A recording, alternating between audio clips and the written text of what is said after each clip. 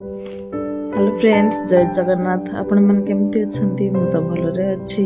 आपण मन केमती अछंती कमेंट रे जणांतु। आज दीपावली थिला, सेथि पई छुट्टी थिली।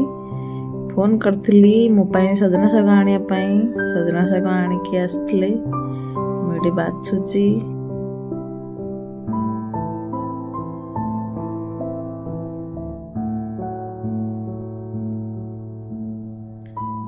बाछला पर भाजी आपण केमती माने भाजती, आपण माने केमती सजना साग केमती करंती। मते तो एते भल आसेनी, मते जेमती आसे सेमती करबी। आपण माने केमती भाजंती कि रोसई करंती मते कमेंट रे केमती लागे। चलंतु एमे स्टार्ट करबा। सजना साग रो भजा ताको प्रथमे पानी पके देछि, काइना बहुत असना बहुत डस्ट थाए सागर लागे। सजना साग गाँ मानकर बोया कथा नुह बोली पिता लगे, बट मुझे धोई दौर भलसे धोईकरी छाणीदेवी। छाणीदेवी छाणी सारा बाहर भलसे काटिदेवी। काटिले बड़ बड़ रही जाए, भजा भल लगे मत जेहेतु काटी पकाए आलू काटिक रखी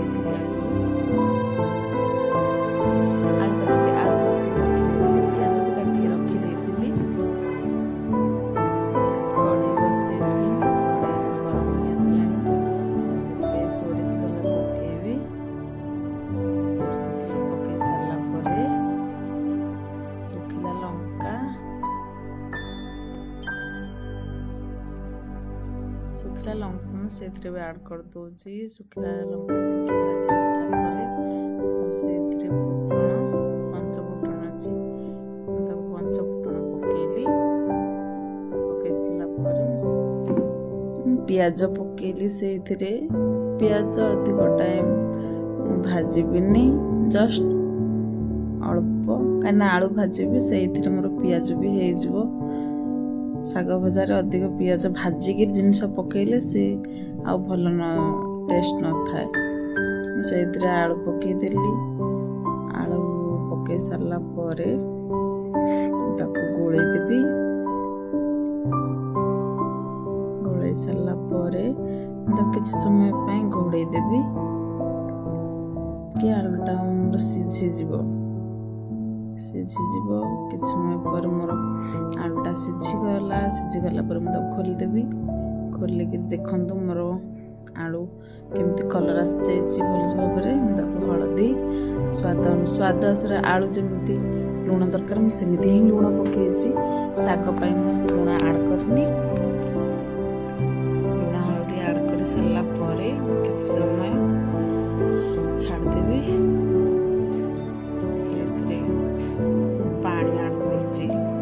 गरम हो सारा पर सजना पत्र पकेबी, कहीं पानी मोर गरम हो किसी समय पर गरम हो सारा पर गरम हो सारा शाग पकाउची। शाग पकई सारा पर भलसे शाग खेड़े दौची। पकई सारा पर मुझे किसी समय घोड़े देवी। तापाई घोड़े सारा पर घोड़े सारा रसुण सागर जेहेतु मो ओडिया घरे रसुण सागर बहुत फेवरेट, समस्त भल लगे। मत तो बहुत भल लगे। आपण मन भल लगे ना न लगे आप कमेंट करतु। मत बहुत भल लगे, बुझते रखुछु। रसुण चोपा छड़ेनी ना, चोपा छड़ेले भल लगेनी। सेम चोपा सह छेची सारे शाग मोर देखु जस्ट अल्प हो आसला। मुझे गोलैकरी पुणी कवर करदेवी। कवर कर सारा पर ड्राए हाँपाई पानी ड्राए हाँपाई